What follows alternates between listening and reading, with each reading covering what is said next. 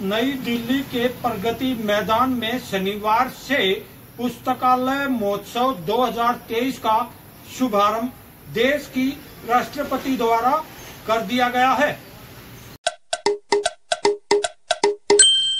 प्रगति मैदान नई दिल्ली में देश की राष्ट्रपति द्रौपदी मुर्मू ने पुस्तकालय महोत्सव 2023 का विधि पूर्वक उद्घाटन किया।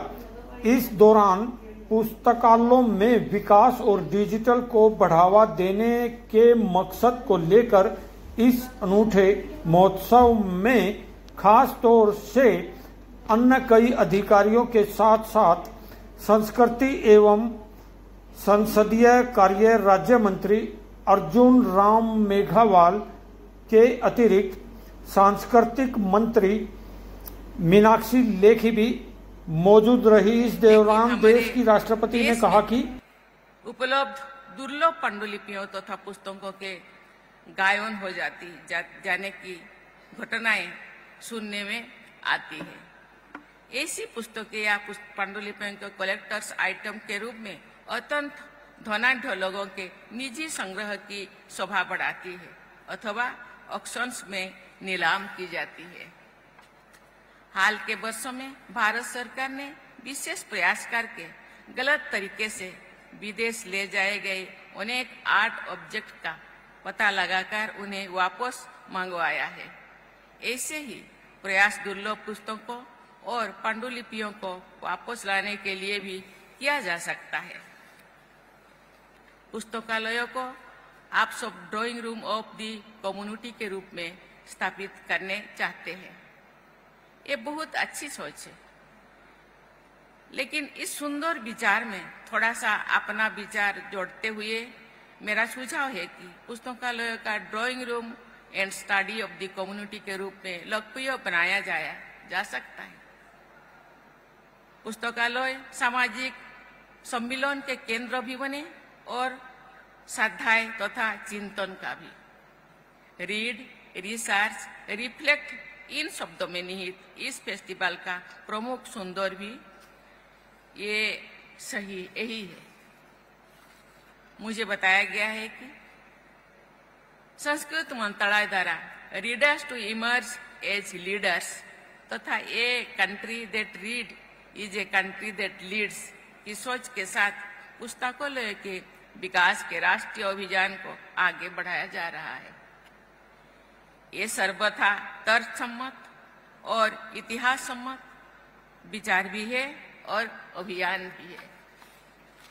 हमारा स्वाधीनता संग्राम के महानायकों ने तमाम संघर्षों और संकटों के बावजूद पुस्तकों के पठन पाठन और लेखन पर जोर दिया था।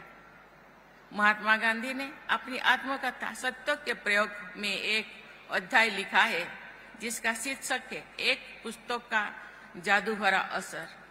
आत्मकथा के उस अध्याय में गांधी जी ने जन रस्किन की पुस्तक अनटू दिस लास्ट को पढ़ने के बाद उनके जीवन में हुई रचनात्मक परिवर्तन का उल्लेख किया है।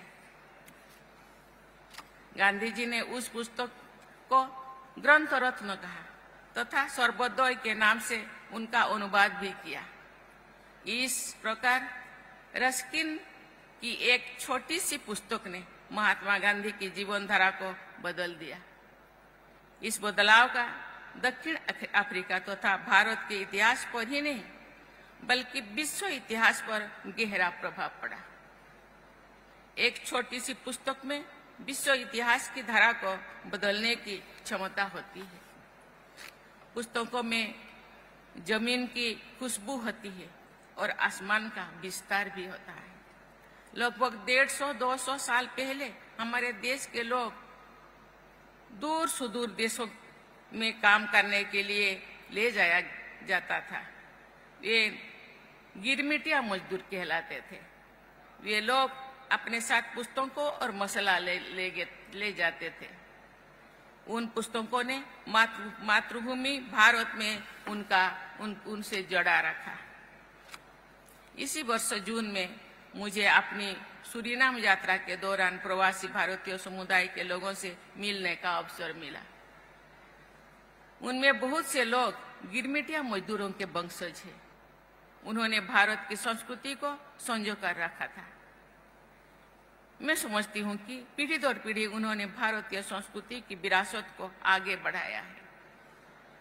उनके द्वारा मातृभूमि भारत की संस्कृति को जीवंत रखने में पुस्तकों की अहम भूमिका रही है। देवियों और स्वजनों, पुस्तकों को और पुस्तकालयों के महत्व पर जितनी भी चर्चा की जाए और कम है। पांडुलिपियों के संरक्षण तथा पुस्तकालयों के मॉडर्नाइजेशन और डिजिटाइजेशन के प्रयास बहुत महत्वपूर्ण है। इंफॉर्मेशन और कम्युनिकेशन टेक्नोलॉजी के उपयोग से पुस्तकालयों का स्वरूप बदल रहा है। एक्सेसिबिलिटी और सुगम हो रहा है। National virtual library of India के विकसित किया जा रहा है ताकि one nation one digital library के राष्ट्रीय लक्ष्यों को प्राप्त किया जा सके। मुझे बताया गया है कि दिव्यांगजनों की विशेष आवश्यकताओं को ध्यान में रखते हुए पुस्तकालय में विशेष सुविधाएं प्रदान की जा रही है। इस खास अवसर पर संस्कृति एवं संसदीय कार्य राज्य मंत्री अर्जुन राम मेघवाल ने राष्ट्रपति को समृति चिन्ह भेंट किया, जो कि काफी आकर्षण युक्त भी था। इस दौरान खास तौर से कार्यक्रम में मौजूद देश की संस्कृति राज्य मंत्री मीनाक्षी लेखी ने भी राष्ट्रपति को खास तौर से गले में सम्मान सहित वस्त्र पहनाकर धन्यवाद किया। उन्होंने बहुत सी चीजें लाइब्रेरी के बारे में कही है, जैसे डॉक्टर एपीजे अब्दुल कलाम साहब की बात करें, जो हमारे पूर्व राष्ट्रपति भी रहे, मिसाइल मैन के नाम से जाने भी जाते हैं। वो क्या कहते हैं इस बुक्स के बारे में? One best book is equal to 100 good friends, but one good friends is equal to a library. It is APJ Abdul Kalam. ये जो विषय निकल करके आते हैं तो ये बहुत महत्वपूर्ण है। बाबा साहब B.R. अम्बेडकर जब वो लंदन से भारत यात्रा कर रहे थे तो उनकी किताबें रास्ते में समुद्र में डूब गई थी। तो वो अपनी जीवनी में लिखते हैं कि मेरे परिवार का भी कोई सदस्य खो गया था, तब भी मैं इतना नहीं रोआ जितना मेरी किताबें जब समुद्र में डूबी तब मैं रोया। ऐसे महापुरुषों ने हमें बहुत महत्वपूर्ण इतिहास दिया है। और अब मुंबई में उनके गृह की बात करें, जिसका नाम है राजगृह। कुछ इतिहासकार कहते हैं वहां उस समय भी 50,000 से ज्यादा पुस्तकें थी,